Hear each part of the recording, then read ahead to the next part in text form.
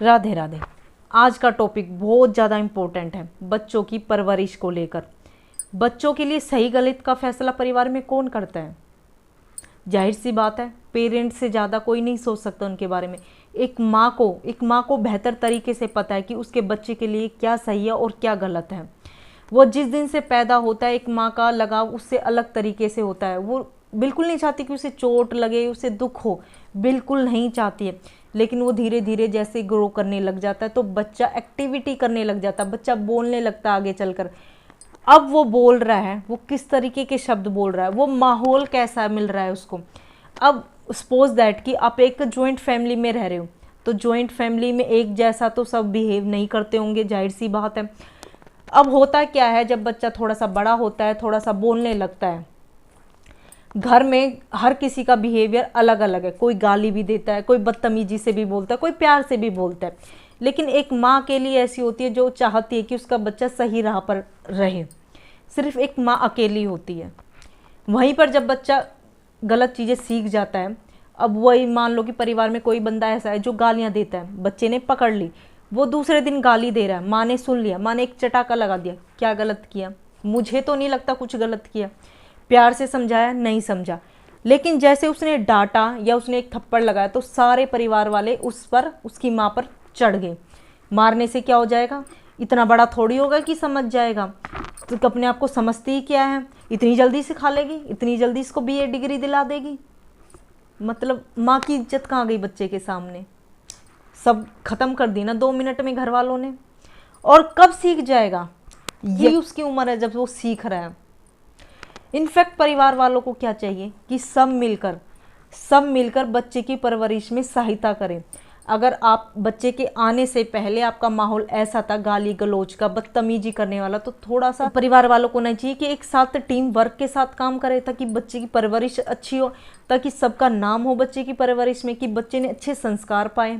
नहीं जी, हमारा बच्चा तो गाली देगा, हमारा बच्चा तो बदतमीजी करेगा, और माँ से करेगा ना। और तो और मैंने इतना भी देखा है कि जो माँ को छोड़ के अदर फैमिली मेम्बर्स वाले होते हैं ना, बच्चे को क्या कहते हैं? मार अपनी माँ को 2 चांटे जाकर, मार अपनी माँ को थप्पड़। What rubbish! क्या है ये सब? जो बच्चा अपनी माँ पर हाथ उठा सकता है ना, वो तुम्हें भी नहीं छोड़ेगा। लेकिन आज बात मैं इस बारे में बात करने वाली हूँ, एक माँ को। आज मैं सिर्फ एक माँ को संबोधित करना चाहती हूँ कि माँ अगर सकता है ना, बच्चा सफल है ज़िंदगी में।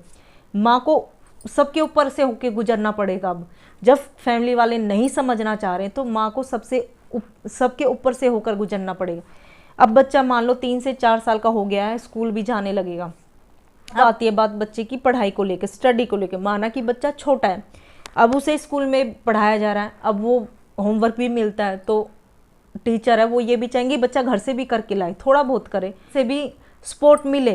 कौन नहीं चाहता है कि, कौन स्कूल नहीं चाहता, या कौन पेरेंट्स ये नहीं चाहता कि बच्चा अच्छे से ग्रो करे, स्टडी में भी और हेल्थ में भी अच्छे से ग्रो करे? कौन नहीं चाहता, सब चाहते हैं। अब बात कर लेते हैं स्कूल की। जब बच्चा आता है, उसकी मदर काम कराना चाह रही है, बच्चा नहीं कर रहा है, बच्चा दादू दादी चाचा चाची करने लग गया है, क्योंकि उसे पता है कि उसकी हर तरीके की बदतमीजी बर्दाश्त कर लेंगे। उसे पता है कि मेरी जिद को बर्दाश्त कर लेंगे। वो अभी अभी बर्दाश्त कर लेते हैं जब तक उनके खुद के बच्चे नहीं है। तुम्हारे बच्चे को बिगाड़ के साइड में कर देंगे। तो यहाँ पर माँ को सख्त होना पड़ेगा।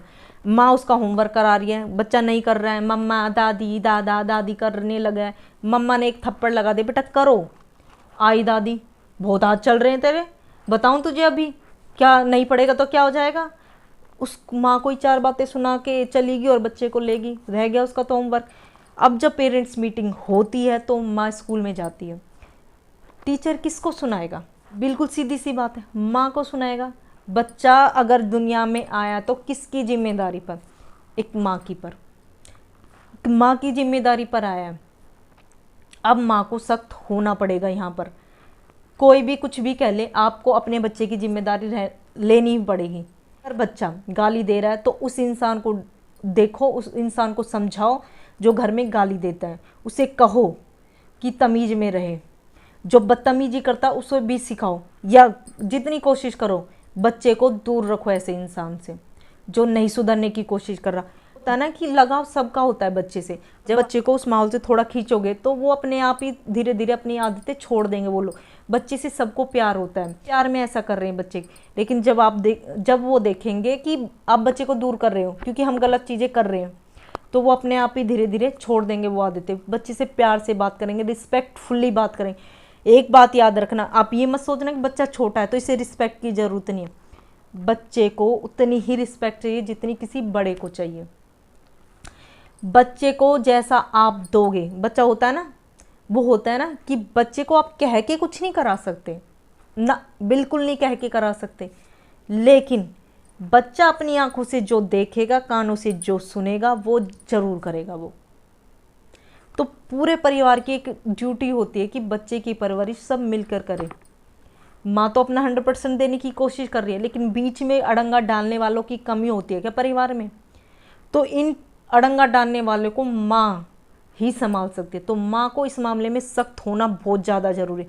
सख्त हो जाए, कोई भी आ जाए, दादी दादा भाई साइड रहो, अभी मैं पढ़ा रही हूँ, कोई बीच में नहीं आएगा। अभी मैं ये सिखा रही हूँ, कोई बीच में नहीं आएगा।